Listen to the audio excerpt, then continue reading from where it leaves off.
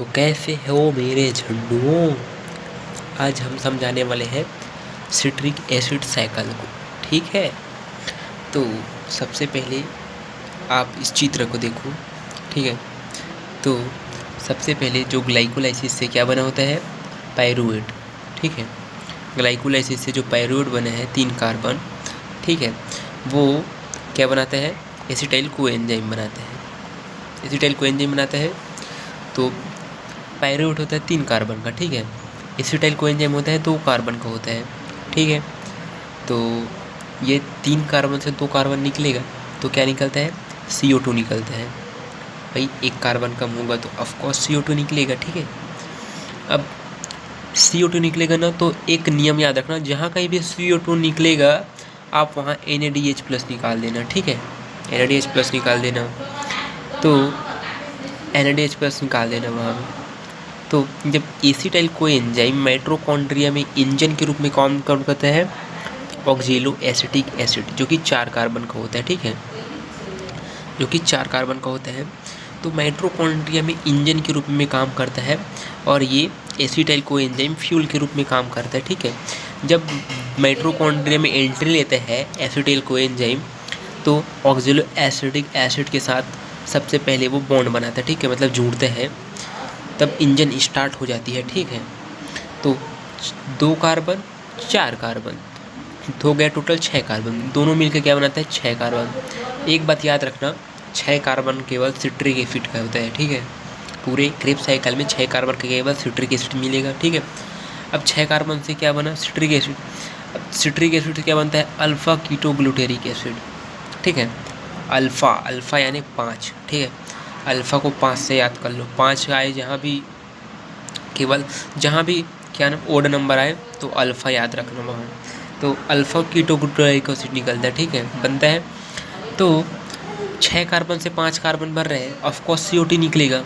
और मैंने आपको एक बात बोली थी, जहाँ कोई भी CO2 निकले वहाँ NADH निकाल दो, NADH निकाल दो। ठीक है, अब क्या होगा, 6 कार्बन से 5 कार्बन अल्फ़ा कीटोग्लूटेरिक एसिड बन गया। ठीक है, अब 5 कार्बन से 4 कार्बन, ये सेंटर में सक्सिनिक को निकालना। ठीक है, सीधा सेंटर में सक्सिनिक एसिड को निकाल देना। सक्सिनिक एसिड सभी को पता है 4 कार्बन। ठीक है, अब क्या बताया मैंने, 5 कार्बन से 4 कार्बन बन रहा है, अल्फ़ा कीटोग्लूटेरिक एसिड से सक्सिनिक एसिड बन रहा है। ठीक है, तो अल्फ़ा जो ऑड नंबर है ना, 5 नंबर, ठीक है, वही केवल GTP निकालेगा, GDP से GTP यही बनेगा। ठीक है, और 5 से 4 बन रहा है तो CO2। ठीक है, अल्फ़ा कीटोग्लूटेरिक एसिड 5 कार्बन का है, सक्सिनिक एसिड कितने कार्बन का होता है, 4 कार्बन का, CO2 निकलेगा। और मैंने बोला था जहाँ कहीं भी CO2 निकले वहाँ NADH निकाल दो भैया। ठीक है, NADH निकाल दो वहाँ। ठीक है, अब सक्सिनिक एसिड 4 कार्बन का होता है, अब मैलिक एसिड बनते हैं, सेंटर में सक्सिनिक, सेंटर में क्या, सक्सिनिक, देखो ऐसा सेंटर से लाइन ड्रॉ करो, सक्सिनिक एसिड निकलेगा। अब सक्सिनिक से निकलता है मैलिक एसिड। ठीक है, मैलिक एसिड, ये सक्सिनिक एसिड 4 कार्बन से, जहाँ 4 कार्बन बनेगा सेंटर से सक्सिनिक एसिड से मैलिक एसिड बनेगा, वहाँ बस केवल FAD2 निकाल दो। ठीक है, और एंड स्टेप में मैलिक एसिड से ऑक्जेलिक एसिड फिर से बन जाता है। ठीक है, तो वहाँ आप NADH और निकाल लो, एंड में NADH निकाल लो।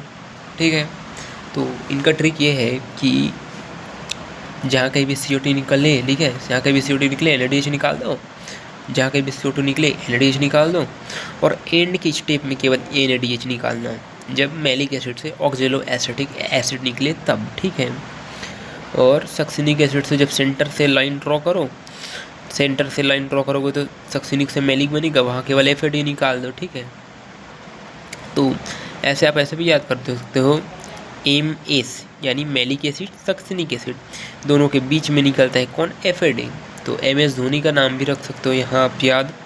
ठीक है, इस प्रकार से कंप्लीट हुआ।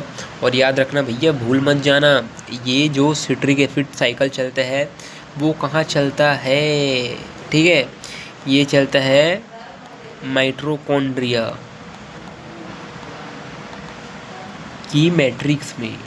कहाँ, माइटोकॉन्ड्रिया की मैट्रिक्स में चलता है, माइटोकॉन्ड्रिया की आधात्री में चलता है। तो बाय बाय मेरे प्यारे भाइयों, याद रखना, दुआ में सपोर्ट भी करना। ठीक है।